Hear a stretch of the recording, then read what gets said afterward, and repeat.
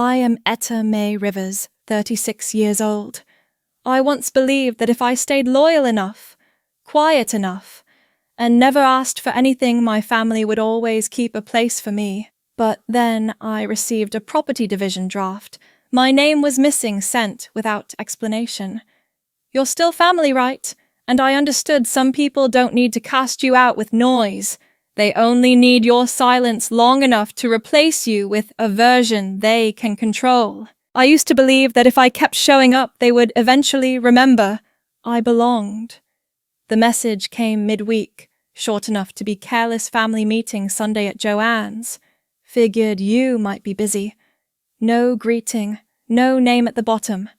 Just a forward as if the original invitation had never been meant for me at all. I read it 3 times, not because I didn't understand, but because I did. I scrolled up, checked the thread. My name wasn't in the group subject line. No Etta, no Callahan. Just family thread, Quinn households. The kind of quiet erasure no one has to explain because it's already been done. The phone screen dimmed, and I let it go dark in my hand. A folder lay unopened on the counter, thick envelope, stiff cardstock embossed return address. Everett and Miles, LLP. The kind of envelope you don't tear open but slide your thumb through slowly, like peeling back something permanent. I had let it sit there for 3 days, not because I forgot, but because I knew. When I opened it, there was no cover letter, no personal note, just printed documents and a small yellow tab on the signature page. Preliminary asset reallocation. Callahan Estate. It wasn't the words that caught me. It was the placement of absence. A home on Lake Belden, the one with the chipped porch railing I once painted navy blue, was now listed under 2 names, Stephanie Quinn and Douglas Quinn. Mine was never struck through. It was never printed at all. I flipped to the final page. There was a space for acknowledgement of notice. The line beneath was blank. I folded the paper along the center crease and placed it back into the envelope. Then I slid it under a stack of outdated Coast Guard bulletins I still hadn't thrown away. The kind printed on recycled stock with faded blue ink, the kind no one reads but always keeps. On the far wall of the apartment behind the coat stand hung a framed nautical chart my father's once pinned in his office above the fireplace. I had taken it after the funeral. He never gave it to me. No one noticed I did. Small red pins still dotted the coastlines my deployments marked without ceremony. He used to update it every time I called. Even when his voice was clipped, his fingers had remembered. I had kept the chart sealed in storage for months. When I finally hung it, the frame cracked on one corner. I never fixed it. The crack reminded me not to expect too much from glass pretending to hold something strong. I remembered Stephanie's wedding photo, the one my Aunt Joanne framed on the wall last Thanksgiving. That same spot had once held a snapshot of me in uniform, standing beside the deck of the cutter Wexford. The wedding photo was larger. The chart came down 6 weeks ago when I visited. I found it leaning behind a bedroom dresser, wrapped in bubble wrap, next to a box labeled seasonal napkins. No one had told me. They hadn't needed to. A voice echoed then, "My father's not from memory, but from somewhere older. Names fade faster than deeds. Keep moving." It wasn't advice. It was permission. I walked to the sink and ran cold water over a chipped mug. A souvenir from Bar Harbor with half the letters worn off. I only kept it because the weight in my hand felt right. It had never needed to match anything. There were other emails that week, group pictures, reminders to bring folding chairs. No one noticed I didn't reply. Stephanie posted a story that afternoon, excited to gather with our full family this weekend, a picture of her husband holding their youngest. The caption was surrounded by yellow heart emojis and a gif of confetti. My name didn't appear. My face wouldn't, either. I left the phone screen up and set it face down on the table. It vibrated once. A silent tremor I didn't pick up. Instead, I opened the drawer beside me, the one with the loose paper clips and old registration forms. I pulled out the only thing in it that wasn't metal, a thin index card, handwritten corners curled. If I don't come back, tell them I was still proud. My own handwriting. A note I had written years ago and never given anyone. I wasn't sure why I kept it, except that sometimes words only mean something if no one hears them. I tucked it inside the folded document from Everett and Miles. The apartment stayed quiet that day. No television. No radio. The kind of silence that isn't empty, just unshared. There was a call later that night. Unknown number. I didn't answer. The voicemail was short. Joanne's voice measured. Stephanie says you're welcome to come, of course. It's just casual. No pressure. No mention of the letter, or the house, or the chart. I played it once, then deleted it. Then opened the trash folder and deleted it again. No one had called when I lost the leg, but they had sent flowers. White lilies. No card. I walked to the framed photo near the bookshelf my commissioning ceremony. It had a small crack in the top right glass from a move 6 years ago. I had meant to replace the frame, but never did. There was a note scribbled on the back from my old commanding officer. Sometimes they don't remember you until someone else salutes. The photo was slightly tilted. I left it that way. I had spent 14 years in the Coast Guard, but it was the erasures that marked me more than the years. The unspoken removals, the family group text I no longer received, the holiday cards where my name was printed, smaller, beneath, with love. I opened the cabinet and pulled down a legal pad. At the top, I wrote, inventory, things not missing, just moved. One cracked photo frame. One unnamed envelope, one nautical chart removed, one message with no subject, one space no longer offered. I drew a line beneath it, not to finish the list, but to mark the space where something might have belonged. The overhead light flickered once, then settled. I didn't flip the switch. I sat quietly instead, my hands folded, the kind of stillness that isn't waiting. Just presence, uninvited but unmoved. Some people write names in ink to keep them, others erase in silence, and sometimes you only know you are missing when the list is printed, and you're not on it. I once thought that, if I folded enough corners of myself, I could fit where they never made space. The dress was still in the back of the closet. Cream-coloured sleeveless with a narrow band at the waist, bought on a suggestion, not a whim. I had worn it once on Easter Sunday 3 years ago, when Stephanie said she didn't want anyone looking too severe in the family photo. It still had a faint crease near the hem from sitting too long in the church pew. I never washed it. The smell of someone else's perfume still lingered faintly near the neckline, a stranger's ghost from the fitting room. They said it brought out the softness in my face. I never liked soft. Before that, I had adjusted flight dates twice to make Stephanie's birthday dinner. Once from Guam, once from Charleston. Both times I arrived carrying wrapped gifts no one opened that night. One was a pressed flower pendant I had found in a local shop in Sitka. It stayed in the gift bag, the tissue never pulled back. Someone complimented the cake. Someone else changed the playlist. That night, Stephanie tilted her glass toward me and said, "It's cute that you try." Her voice held the kind of smile that doesn't reach the eyes. I smiled back because I didn't know what else to do with my hands. Later, in the bathroom, I ran cold water over my wrist and rubbed the inside of my sleeve. The dress fabric left no mark.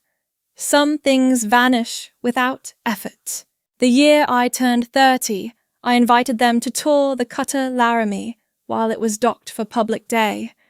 I cleared security passes myself, printed name badges, set aside a table with hot coffee and donated pastries. They didn't show. One email came the day after. Traffic got rough, maybe next time. There was no next time. We were reassigned 2 weeks later to the bearing. I had kept the badges in an envelope tucked inside an old planner. Even unclaimed, they had weight. Paper with names printed in bold, waiting for people who never arrived. I remember the colour of the sky that afternoon. Not blue, not grey. The kind of colour that doesn't commit. On Christmas that same year, I mailed cards from the base in Kodiak, handwritten with small drawings near the corners, snowflakes, pine needles, a line from an old hymn my mother used to hum when drying dishes. Mine came back with a red stamp across the envelope. Return to sender, address, not valid. No one mentioned it. I had taped the envelope to the side of my locker for weeks, the stamp tilted like a warning. Eventually, the tape peeled off. The envelope curled in on itself, and I let it fall into the waste bin without unfolding. That spring, I got the medal. And the missing leg. The explosion tore through the port side with a sharpness I still hear in metal doors on windy nights. There was blood smoke, silence. When the medevac cleared, and I was conscious again, I wrote one letter by hand. A short one. Just enough to let them know I was still here, minus some pieces. I sealed the envelope and left it on the nightstand for a nurse to mail. 3 weeks later, a message buzzed in at 2:07 AM Alaska time. Hope the docs can patch you up. Rest up. DQ. No punctuation beyond the dash. No name attached to the number, but I knew the initials. Douglas Quinn, the man who once coached Stephanie's soccer team and eventually married our mother. He liked box wine and counting calories out loud. The text stayed on my phone for 4 days before I moved it to a note folder labeled medical. I still have the phone. Some things I kept not for memory, but for proof. The days after surgery, I would run my hand along the edge of the hospital blanket and think about how small the stitches were. Precise. Controlled. The kind of small I had tried to become at every dinner table. Once during a Thanksgiving toast, Stephanie lifted her glass toward my seat and said, "Etta keeps everything running even if it's mostly behind the scenes." I was standing at the sink at the time rinsing the pie knife. The water was too hot. I didn't flinch. I had learned that applause doesn't always come with eye contact. Back in my apartment, I kept a drawer filled with gift receipts. Mostly unused, mostly untouched. They were quiet markers of things I thought might matter. Lotion-set soft scarves, neutral candles. Nothing too sharp, nothing too real. One had an expiration date. I checked it last week. Valid through 01/22. No returns beyond this date. The ink had faded, but the limit stayed clear. I once overheard Stephanie explaining me to someone on the phone. She was standing in the hallway unaware I had arrived early from deployment. She's just not very adaptable. I think the structure gives her something to hide behind. I had paused by the coat rack still holding my duffel. Her voice didn't rise, didn't fall. It floated in that calm register people use when explaining minor defects in furniture they no longer want. I left the duffel in the guest room and didn't mention I had heard. Later that night, she asked if I wanted chamomile or peppermint. I chose neither. The next morning, I folded the cream-colored dress and packed it into a plastic garment bag, not to preserve it, just to contain it. It still hangs in the back of my closet, untouched. People think effort always leaves a trace, but I know better. Some things disappear, not because they were small, but because they bent until they broke, and no one noticed. There are absences that stay louder than memory. The wedding invitation came folded in thirds, the paper heavy, textured like pressed linen. No envelope liner, no handwritten note, just my name printed at the top of a block of copied text. We invite you to witness the union of Stephanie Quinn and Chase Montgomery. I turned it over. Blank. Not even a signature. Just weight enough to be delivered, not enough to be meant. I slid it between the pages of my old handbook from officer training school. Page 72 still held my notes from graduation. Keep boots dry, keep spine straight, keep mouth closed unless needed. I had worn the same uniform that day my father had once kept pressed for his own inspection ceremonies. Mine fit tighter across the shoulders. I remembered adjusting the collar 3 times before stepping onto the stage. They sat in the 3rd row, all dressed in soft blues and muted florals. Stephanie leaned over during the keynote and whispered something into our mother's ear. Their shoulders shook from the laugh I wasn't part of. That night at dinner, someone asked Stephanie about the ring. A pale solitaire. She held her hand out like a trophy and tilted it toward the light. No one mentioned the commission. No one asked what came next. At dessert, my father glanced at the small plaque I'd brought home and set quietly on the buffet. He picked it up once, tapped the edge, then placed it back. "Don't show that off too much. Makes you look like you're trying." He refilled his water glass before the sentence even cooled. The next morning, I left the plaque behind. It wasn't heavy, but it took up more space than it was worth. There was a photograph taken that week, a group shot in front of the magnolia tree. Stephanie in the center, her fiancé's hand on her back. My mother to the left, holding her purse like a shield. I stood at the far end, 2 inches out to frame on the printed copy. I found it years later in a shoebox labeled Easter, Grad, Wedding, the question mark written in my aunt's hand. Someone had trimmed the edge. The cut slanted through the grass, clean and indifferent. I kept it that way. There were others. One from a summer cookout where I'd worn a college shirt with the sleeves rolled twice, standing between 2 cousins who had gone to law school. My name didn't appear in the caption on Facebook. Great day with the whole family. I remember watching the post rack up likes while I sat in a barracks half a world away, oil on my hands, a letter half written on the desk beside me. Stephanie once told me photos worked better without too much uniform. Another time, I brought home a medal, not the kind they give for showing up, the kind you earn after someone else doesn't make it back. I placed it gently on the kitchen counter in front of my father. He looked at it like it might be too bright. "You don't need to hang that on the wall. That's not what people need to see when they come over." He folded the sports section open again before I could reply. The medal stayed where I left it until I took it back to my car. It lives now in a drawer with a lint roller and spare batteries, wrapped in a cloth napkin from a banquet where no one clapped. The last time Stephanie wrote to me, it was a group email. No greeting, just a list of registry links. Her name appeared 3 times in the body. Mine wasn't included in the recipient line. I only saw it because someone forwarded it.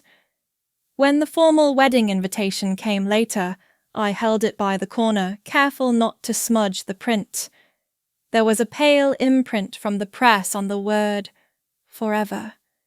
The kind of detail people pay extra for. I pressed the edge into my palm until it left a mark. That same night, I opened an old notebook, the one with my mother's handwriting, between the recipes and reminders. Page 43. Sea glass sharpens in water. So do girls. Another page held something pressed flat, a seashell worn thin along one side, taped in with yellowing strips. I remembered the day she gave it to me. We were walking the dunes behind the inlet. The wind had picked up enough to tangle the hem of her shirt around her waist. She bent down, picked up the shell, held it to my hand. If no one picks you, the water still will. I don't remember the rest of the walk, just the weight of that shell in my hand. Smooth on one side, edged on the other. It sits now inside the notebook under a page titled Emergency Contacts, handwritten only. Her name is the only one still readable. There were holidays after that, birthday cards without notes, voicemails that began with group laughter and ended before my name was spoken. Stephanie once left me a gift, outside my apartment, a sweater still folded in store plastic receipt inside. The color didn't match anything I owned. It wasn't the wrong gift.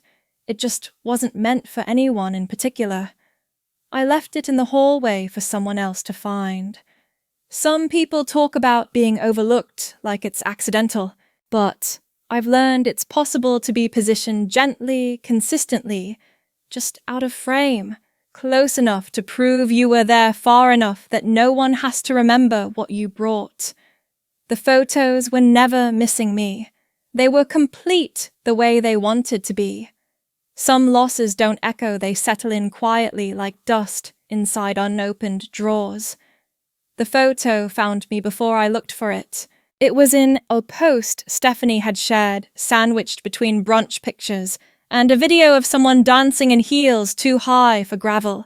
A snapshot of her and Chase both smiling under string lights, holding a framed plaque together. So honored to receive support from the Veterans Trust made our big day even more special. Grateful for my sister, Commander Callahan, for inspiring this gift. The plaque bore my name laser-etched in gold foil, in honor of Commander E.M. Callahan. It hung on an easel beside a dessert table lined with macarons and tiny flutes of sparkling cider. I clicked the image to zoom in. My name was centered. My face was nowhere. The post had 73 likes, one from someone I once briefed during a coastal rescue exercise in Portland. I doubt he remembered what I looked like without the uniform. I logged into the back-end portal for the trust. I hadn't done that in months. Most of my donations were set to autopilot monthly allocations that didn't need reminders. I typed in my access key, the one I never saved in the browser. There it was. A one-time disbursement, $5,000, marked as a legacy gift from Commander E.M. Callahan. Approved, processed, archived, the digital signature, a scroll that mimicked mine, but not enough to fool my hand. It had been filed under the ceremonial impact category, usually reserved for memorials, veterans, housing, or named fellowships. Never weddings. The contact email listed was Stephanie's. I didn't write an email. I didn't file a complaint. I called. She picked up on the third ring. There was the usual static hum, the clatter of something ceramic in the background, the sound of a faucet turning off. I figured you wouldn't mind. The words dropped like coins in a toll basket, pre-counted impersonal. It's not like you need that kind of gesture anymore. It's just symbolism. You always cared about that sort of thing. The call ended without goodbye. I didn't save the number. The next morning, I printed the transaction history on my home printer, the ink streaking slightly down the left margin.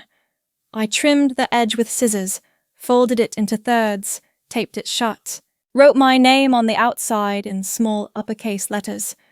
I didn't send it anywhere. I placed it inside a recipe box on the top shelf of my kitchen cabinet, the kind of box meant for handwritten cards, each tab labeled soup, salad, dessert, misc. Mine had no recipes, only cuttings, a postcard from a stranger once left in my windshield wiper after a hurricane drill. Thanks for showing us what real stillness looks like. A broken compass charm from a keychain I wore in Sitka, a folded parking ticket I never paid, issued while attending a funeral with full honors. And now, a forged donation. There was something about seeing my name in print offered up at a party where I hadn't been invited beside petite fours and peonies. It reminded me of the cutout silhouette my father used to trace for school projects, a profile made from black construction paper mounted on white. He always mounted Stephanie's in gold. I remembered the last time I'd visited their house, a framed collage on the hallway wall. Stephanie's awards pageant ribbons a clipping from her first job feature. A small strip in the corner read, "The Quinn Legacy," always leading. There was a space where one more frame could have fit. Nothing filled it. I ran my finger along the edge of my kitchen counter. A small chip near the sink caught my nail. I had meant to patch it weeks ago. Now I let it stay. I opened the drawer beside the sink and took out a plastic spoon still sealed in a napkin from a diner I hadn't returned to in over a year. On the wrapper, a printed message in pale blue. "You were here. We remember." I didn't remember ordering dessert that day. I had stopped expecting applause a long time ago, but there was something different about being used. A kind of absence dressed up like honor. I traced my name again in the corner of the printout lightly this time with pencil. Then I erased it. The smudge left behind looked like a fingerprint someone didn't press hard enough to claim. Later that night, I found the dress I'd worn to the last formal ceremony. Navy wool, clean lines, silver button at the collar. I ran my hand over the shoulder seam. The thread had pulled slightly where someone had once pinned a ribbon too hastily. No one at the reception had asked for my story. They just admired the fit. I folded it back into its garment bag. At the bottom of my closet beneath a pair of boots I never wore anymore sat a box labeled Honors, Miski. I didn't open it. The light from the hallway flickered once and stayed on. Some things don't need to be taken with force. They're borrowed in plain sight, offered up by those who know you won't make a scene, then engraved in script you didn't approve next to flowers you didn't send. And when you look closely enough, you realize the most painful theft isn't of property or title. It's when someone takes your name and forgets to invite your presence with it. Silence doesn't always arrive all at once. It settles line by line, like instructions folded into a box you never planned to open. The printer jammed halfway through the final page. I pulled it out gently, the corner curled black ink smudging against my thumb. The ledger read like something impersonal, figures, time stamps, authorization codes. Nothing on the page used my voice, but my name appeared 7 times. I aligned the stack, tapped the bottom against the table twice, then clipped it neatly and slid it into a manila folder, a label on the tab. Private. Do not file. I used all caps without really knowing why. The folder went into a drawer lined with unused holiday cards, the kind with snowy trees and pre-printed blessings. I had bought them in bulk years ago, thinking I might send them someday with something honest inside. I never did. My phone buzzed later that afternoon. A reminder for Stephanie's rehearsal dinner. Bring card, gift. The calendar alert blinked in soft green programmed months earlier in a moment of habit, not intention. I opened the shared calendar and deleted my name from every upcoming event, brunches, anniversaries, Quinn's spring picnic, even Joanne's egg casserole bake-off. Each one disappeared quietly like a pin removed from a map. When I opened the group chat, the last message was from Douglas. Don't forget Sunday. Bring chairs if you've got 'em. Nothing had my name on it. Still, I typed 2 words into the box and pressed send. Leaving this. I watched the screen blink once, then update. Etta has left the conversation. The phone didn't ring. The thread didn't break. It just stitched itself tighter around the names that stayed. In the hallway closet, I found the duffel I hadn't touched since the last change of station. The zipper stuck halfway, teeth misaligned. I forced it closed anyway, the nylon bulging in the center, like it remembered carrying things it hadn't agreed to. I rolled 2 shirts, 1 pair of jeans, the folder from the drawer, and a photo of my mother I'd kept behind a loose page in a recipe book. Her face wasn't smiling. That's why I kept it.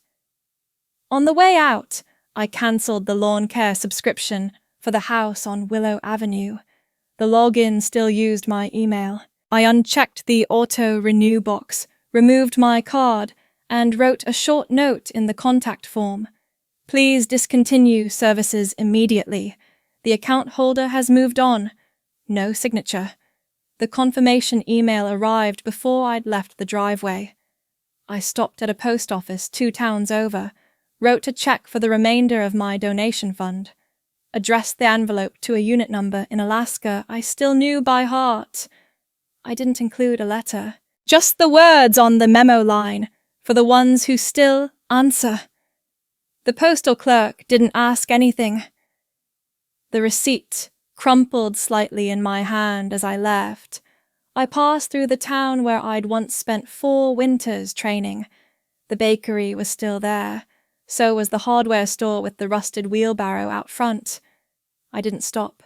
The house I rented stood on a narrow street that curved toward the coastline, windows clouded from sea salt. The key came in a plain envelope, no instructions, no welcome note. Just a stamped return address from a landlord named Burke. The carpet smelled faintly of mold. The sink dripped. The floorboards gave under my step in a way that suggested they'd been asked to hold too much weight for too long. I liked that. There were no pictures on the wall, just a small hook by the door and a shelf shaped like a boat tipped sideways. On it, someone had left behind a chipped mug with a pine cone printed on one side and a missing handle. I turned it to face the wall. I didn't unpack everything. Just the duffel, the folder, and the photo.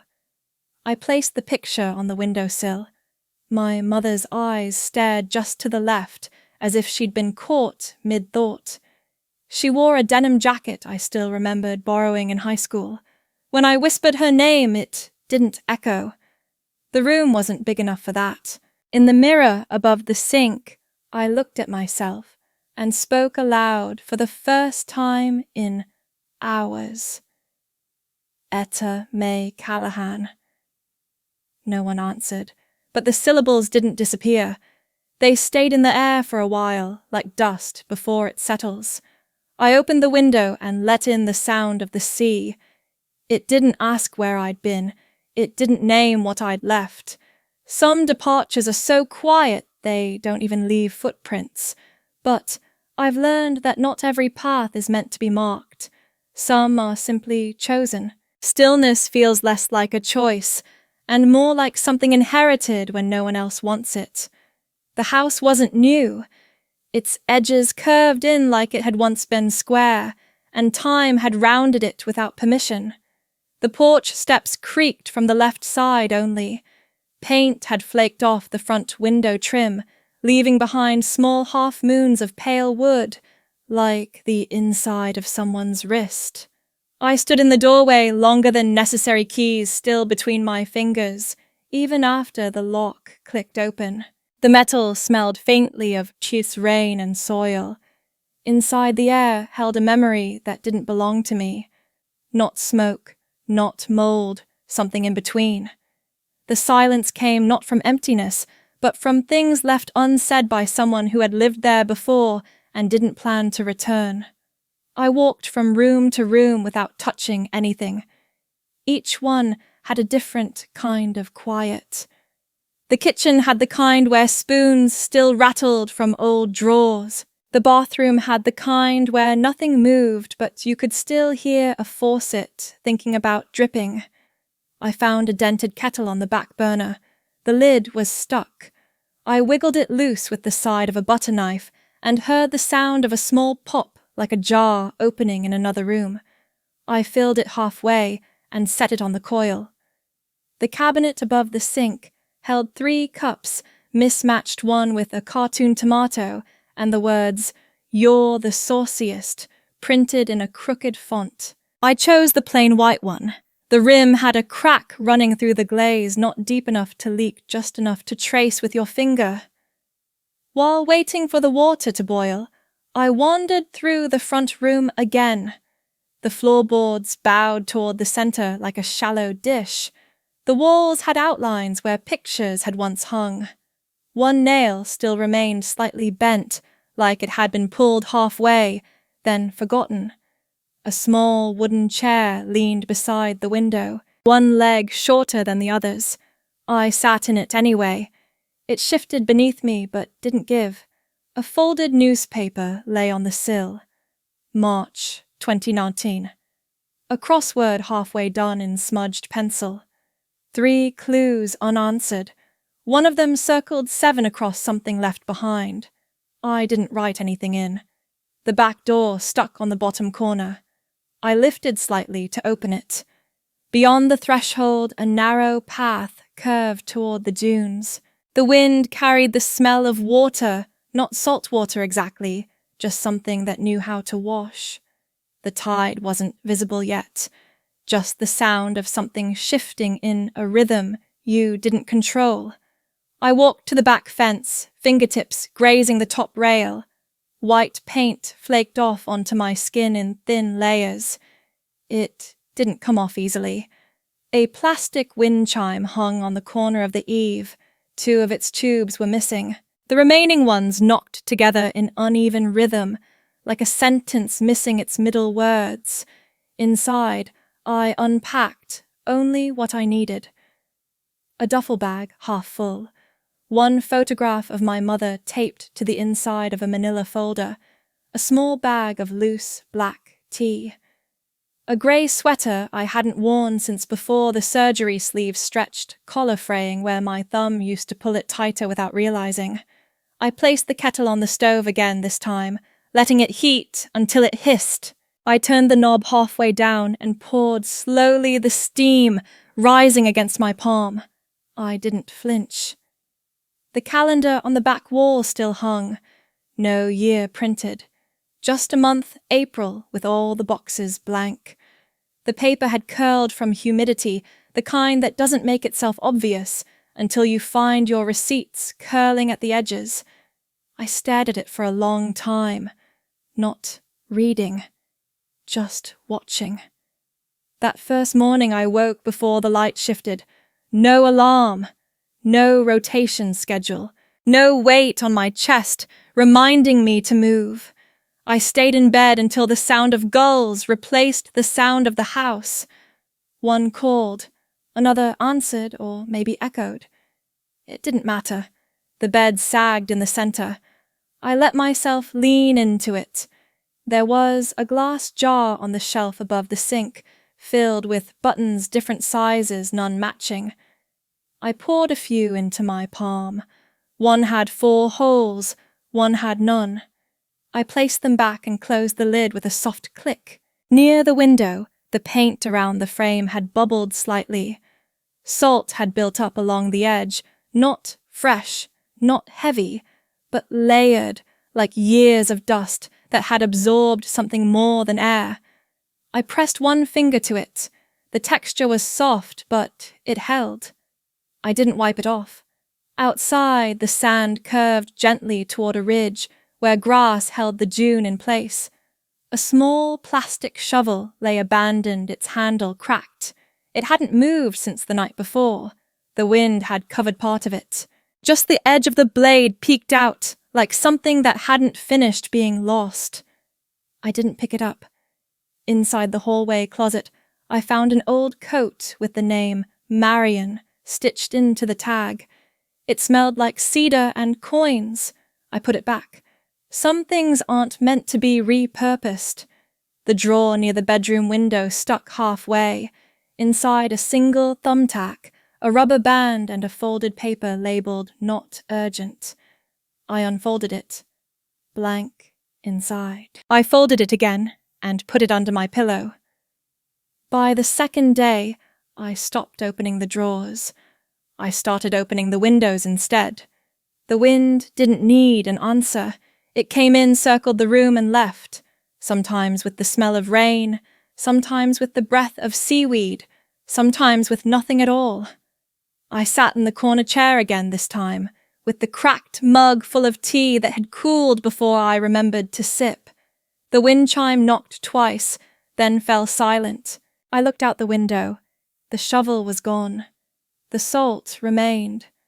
Some things don't announce they've changed. They just stay long enough for you to notice you have.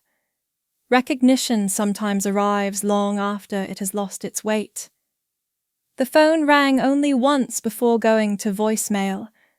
I let it finish, not out of hesitation, but because I already knew who it was. Joanne Beckett had a tone I could hear even through silence. I played the message once, then again with the sound off, just watching the words scroll across the screen. "We're doing a second engagement party. Stephanie thinks it would mean something if you came.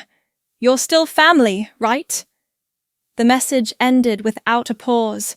No request for a reply, no mention of where it would be, only the assumption that I was waiting for the invitation I never asked for. On the kitchen table, a paperweight in the shape of a sailboat held down the corner of a grocery flyer. I hadn't bought anything on the list. Milk, lemons, fresh rolls. I didn't need them. The pen I'd used to circle the items had dried out halfway through the word butter. I left the list there untouched, like most things lately. I logged into the account I no longer used often. Stephanie had posted a carousel of photos, bright dresses, floating balloons, a table set with white cloth, and matching place cards. In the final image, an empty wooden chair sat between her and Chase. On the seat, a single, folded napkin with my name in block letters. The caption read, "Waiting for one more below." That a comment. "Didn't your sister serve?" "Where is she in all this?" Another reply followed. Stephanie's time-stamped late at night. "My family has always supported her. She chose distance. No one corrected it." That evening, I poured hot water into the cracked teacup again, though the crack had started to widen. I didn't mind. It still held what it needed to. A notification lit up the edge of my screen. Chase Montgomery. The message preview showed only a few words. "Quick favor, do you have a pic in uniform we could use?" I opened it fully. "Hi, Etta. Stephanie and I are working on a spotlight for the base newsletter. They're doing a piece on military families and women in uniform. Would love to include something of you. Maybe one of your service photos. Ideally in dress blues, something formal. There was no "how are you?" No reference to the months I'd been gone. Only the sense that I still had a role to play, a visual to offer. I didn't respond right away. I moved to the hallway closet and retrieved a box I hadn't opened since the move. Inside 3 manila folders, an envelope with my last commendation, and a sealed packet labeled "Retired Property, Do Not Display." My uniform remained inside, neatly pressed, still carrying the scent of starch and distance. I sat on the floor and opened the packet. The insignia was intact. The fabric at the collar still held a faint indentation where I'd clipped my ID badge. A paperclip had rusted slightly on one edge, leaving behind a crescent stain. I didn't take it out. I closed the packet and placed it back. Later that night, another image surfaced online. A digitally edited photo, my face pasted cleanly into the frame. The same family portrait, the same backdrop, only this time, my uniformed figure filled the once empty chair. The lighting didn't match. My expression belonged to a different year. Still, it was shared dozens of times. The caption read, "Every branch represented. Family complete." They hadn't asked permission. The next morning, I walked the shoreline, letting the waves reach just past my ankles. Sea foam clung to the cuffs of my jeans. I picked up a piece of driftwood shaped like a spoon and carried it home without reason. On the porch, I set it beside the potted basil that hadn't grown. In the afternoon, I opened the window and watched the curtain breathe in and out. A light draft curled through the room, lifting the corners of the unopened mail. Most of it addressed to occupant. One envelope bore my name, but the return address had been smudged in transit. I left it on the table unopened. I thought about the napkin with my name on it. The way the block letters stood so straight. It must have been written by someone else. Stephanie's handwriting had always looped. I imagined her asking someone to do it just for the photograph. I imagined her telling them I couldn't come because I was busy. I imagined her never mentioning the chair had been empty on purpose. That evening, another message came through. Just checking in any update on the photo. It would help with the story. Totally understand if you're busy. I stared at it longer than necessary. The cursor blinked, waiting for words that wouldn't arrive. Outside, the wind shifted. The shovel that had disappeared earlier in the week reappeared near the dune, half buried again. Some things return not because they matter, but because forgetting them too fully would ruin the shape of the story. The following day, the porch railing gave way slightly when I leaned into it. I didn't fix it. I just shifted my weight to the other side. I never sent the photo. They used the edited one anyway. Some absences are easier to overwrite than explain. Change never arrives with ceremony. It just stops waiting for permission. The pool smelled faintly of chlorine and wet neoprene. A red whistle hung from a hook above the lifeguard station untied. I folded towels quietly between swim sessions, brushing sand from the edges before stacking them in twos. Some of the children wore float vests with cartoon sharks. One boy insisted his goggles stayed on even while drying off. No one asked about rank, no one commented on posture. The laminated schedule above the office door bore my name in dry erase ink, neat block letters, slightly slanted. I wiped off a stray mark with the edge of my sleeve and moved on. Behind the house, I planted mint in a clay pot. Not the kind from the store, but a starter given by the woman at the co-op who wore denim aprons and forgot her reading glasses. The soil was uneven. I didn't level it. The roots would figure their way through. The mint leaves curled slightly at the edges, new and unsure.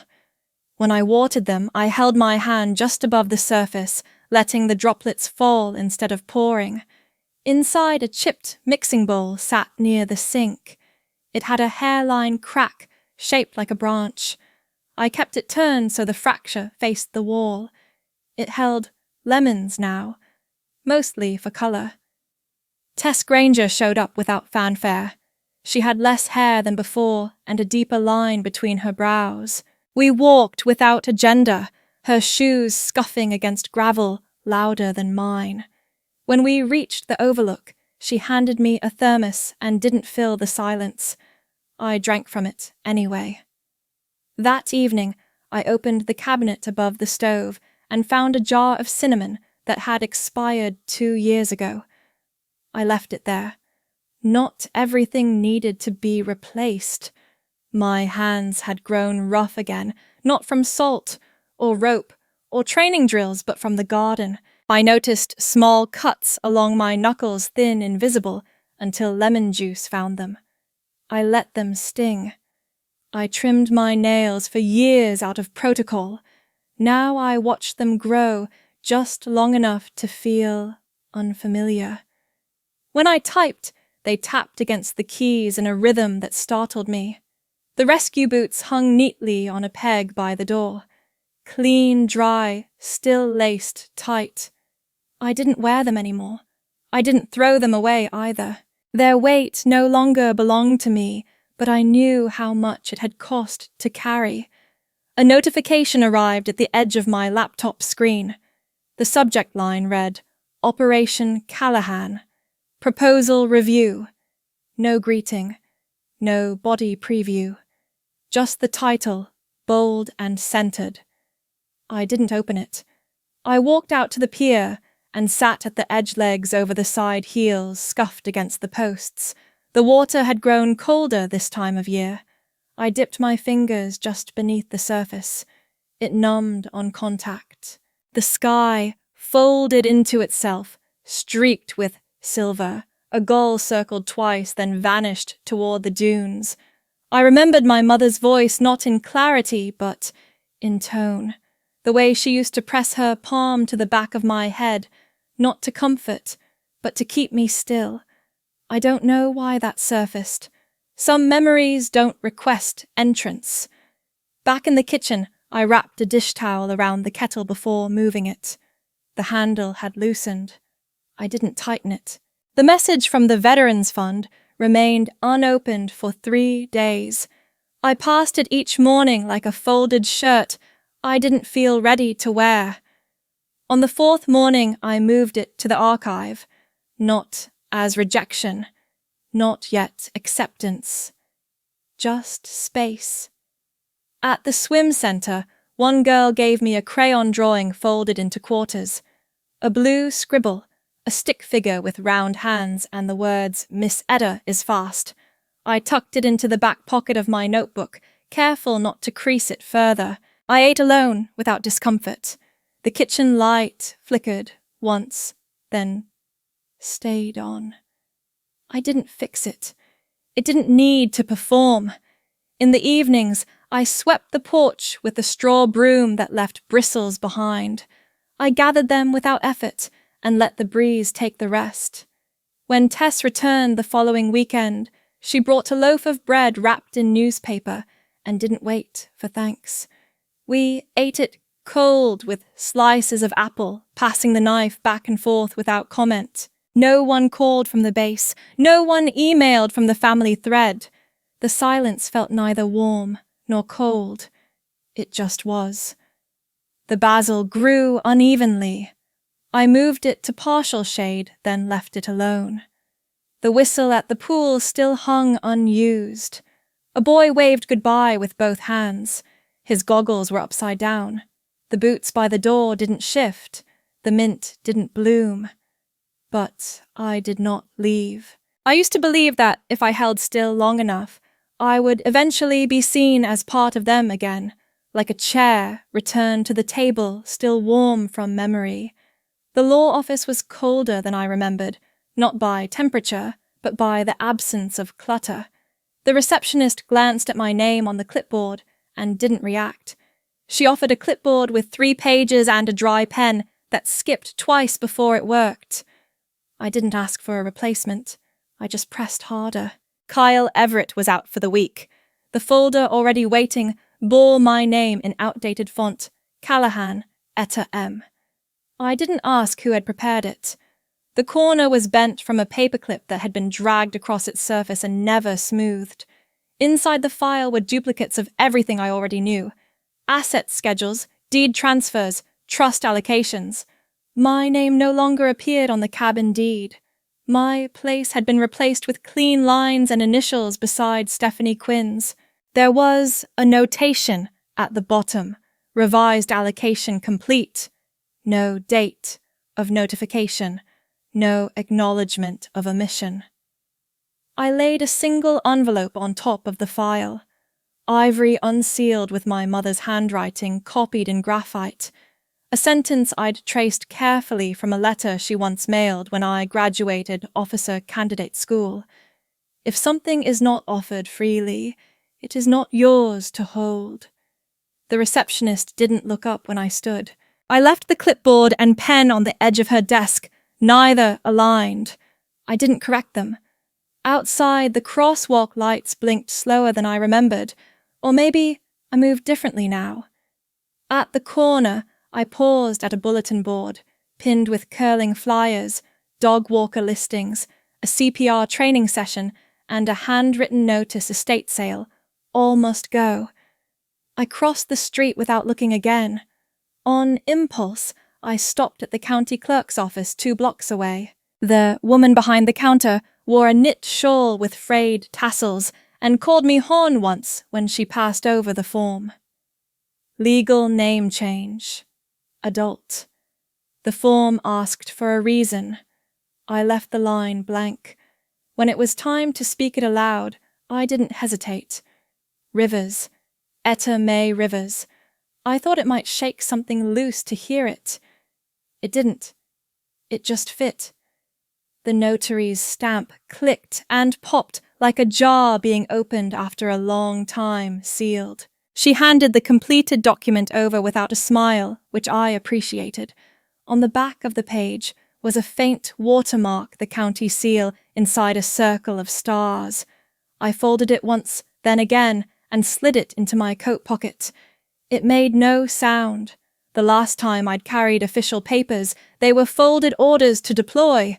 This one didn't come with a uniform, a bag, or a briefing. At home, I cleared a space in the drawer where I used to keep my Navy ID. I tucked the name change certificate beneath an old dish towel stitched with "Welcome Aboard" in navy thread. The towel had come from my first posting, where we all pretended the coffee didn't taste like rust and salt. I hadn't touched the towel in years. It had a small burn mark near one corner, where I once set a mug down too hot. The mark was still there. The fabric around it had faded. The next morning I returned to the town library. It smelled of aging laminate and air freshener. I filled out the new patron form in neat cursive this time, writing Rivers without pausing. The woman behind the counter offered me a laminated card with a barcode. No fanfare. Etta Rivers centered in sans serif type. No middle name. No attachments. I slid it into my wallet behind a grocery receipt for blueberries and canned tuna. That evening, I made tea with both hands wrapped around the mug, watching the horizon darken behind salt-sprayed glass. My phone stayed face down on the kitchen counter, silent. I didn't check if anyone had written. That night, I wrote a list on the back of an unused envelope. Not goals, just tasks. Update DMV, new return address labels, close shared account with estate bank, donate box of old uniforms, remove Callahan from medical records. I added change voicemail name. When I listened to the current message, it was still the standard robotic voice followed by my old name. I recorded a new one. You've reached Etta Rivers. Please leave a message. No embellishment. No explanation. I saved it and turned off the phone entirely. The next morning, I found the box of photos my mother had saved. I had stored it untouched in the closet. Most were from years before Stephanie's wedding, beach days, piano recitals, Easter brunches, where I wore scratchy tights and smiled too widely. One photo caught me. I stood near the edge of the frame holding a paper boat I'd folded for our youngest cousin. The boat was torn at the tip. I was looking away from the camera. No one else was. I slid that one out and placed it on the small table beside the window under the edge of a seashell lamp I'd found at the local thrift store. The lamp flickered faintly when turned on. I didn't replace the bulb. I liked how it dimmed unevenly like a tide pulling back. At noon, I walked to the post office and mailed the final envelope to the estate office. Inside a copy of my signed withdrawal from any shared claim. I used a blue envelope. It stood out against the others. No return address. Just a line written inside beneath the form. Not everything needs to be kept to count. I dropped it in the slot myself. That evening, I took down the nameplate from my old Navy desk drawer. CPTEM Callahan. The corners had begun to rust. I wrapped it in wax paper and buried it beneath a layer of soil beside the porch, where I'd begun to grow creeping thyme. I didn't mark the spot. The sky stayed quiet that night. No storms, no texts, no absence noticed. I swept the porch before bed and left the broom leaning against the doorframe like my grandmother used to do. She believed it kept silence intact, so no one can sweep you away in your sleep. I slept without dreams. When I woke, I remembered my name without needing to say it aloud. I no longer measure my days by who remembers me. The kettle clicked twice before the soft hiss began. I didn't rush it. The crack along the base had grown slightly, just enough to leave a faint shadow on the stovetop when the steam rose. I wiped it with a corner of the dishcloth I kept folded under the sink. It had a patch sewn in from an old apron off-center uneven but holding. I picked 3 mint leaves from the pot near the back door. The plant had stretched sideways, reaching for whatever light the early autumn allowed. The rim of the cup was chipped, but it held.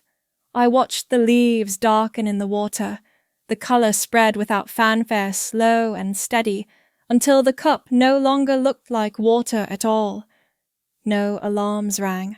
No reminders flashed. Nothing asked me to leave. The window in the kitchen had started to fog near the edges. I traced a line across the condensation with the knuckle of my index finger. The streak held briefly before blurring again. Outside, the tide was out, leaving behind soft indentations in the sand that no one would walk across today. I reached for the drawer beneath the window seat. It stuck a little. I had to lift the front while pulling just as I'd learned to do without thinking.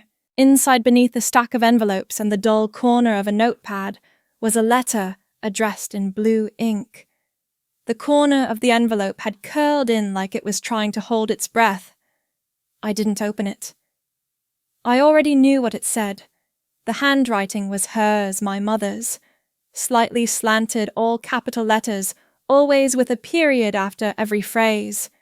She had sent it long before her voice faded into absence. The paper had yellowed, and one line had smudged from moisture, but the last sentence remained clear. You don't have to wave to be seen. Those who truly know you will already know you're still here. I folded the envelope back into itself and returned it to its place. The sky outside was a pale mix of grey and amber, not bright, but present. The kind of light that didn't make declarations, only existed without asking for permission. On the table beside the salt shaker and the fabric napkin stitched with mismatched thread was my library card. The plastic had started to bow slightly in the middle, just enough to lift one corner from the wood. Etta May Rivers. No middle initial. No titles. Just enough. Beside it sat a sheaf of paper held together by a thin binder clip. I had written 6 pages the night before. No chapters. Just stories. Names that weren't mine but could have been. Stories of people who didn't make it home, and those who did but returned to places that no longer knew how to hold them. I didn't write to be read. I wrote because the silence finally had somewhere to settle. Outside, a gull coasted low near the waterline, then veered toward the rocks. It left no trail behind it. The radio stayed off. I had left it unplugged since last week. Sometimes the static was louder than the songs. I pulled the curtain back from the side window. The threads along their hem had started to unravel, but the fabric still filtered the light in a way that made the room feel anchored. I touched the edge of the tablecloth cotton hand-stitched, patched in 2 corners where coffee stains had once spread. The patch on the left was from a shirt I never wore again. It held the smallest flower pattern, faded pink on cream. Not pretty, but mine. I didn't answer the last email from the Veterans Fund. The subject line still sat unopened in the inbox. Operation Callahan, a legacy proposal. Legacy had always been their word. Mine had never needed a headline. The laptop stayed closed. No alerts. No missed calls. I had turned off notifications 3 months ago, and nothing had collapsed in the quiet. At noon, I folded the towel hanging from the oven bar and placed it on the hook behind the pantry door. I swept the floor with a brush that left behind a faint trail of sand, no matter how carefully I moved. I didn't mind. It reminded me that this wasn't a place polished for display. It was lived in. The porch creaked when I stepped onto it, soft and uneven. I leaned my hand against the wooden frame beside the door. The grain had begun to splinter near the base. I would sand it next week. Maybe. The ocean made no promises, just movement. I thought of Stephanie only once that morning, not with heat or weight, just as a name that no longer reached past the gate. The wind pulled slightly at the hem of my sleeve. I didn't pull it back. I returned inside and opened the window above the sink. The frame resisted. The metal latch scratched against the sill, leaving a faint grey line. I left it there. The air smelled faintly of mint and seawater. On the stovetop, the kettle had cooled. I poured the last of it into the chipped cup, now stained around the rim from use. The steam lifted gently. I didn't blow on it. I waited. I sat on the bench by the window, the same place I'd sat when the first email came, when the invitation never arrived, when the chair was filled with someone else's name. The cup warmed my palm. I held it steady. No one called. No one corrected the record. But I was here. I didn't stay to be chosen again. I stayed because I no longer needed to leave in order to exist.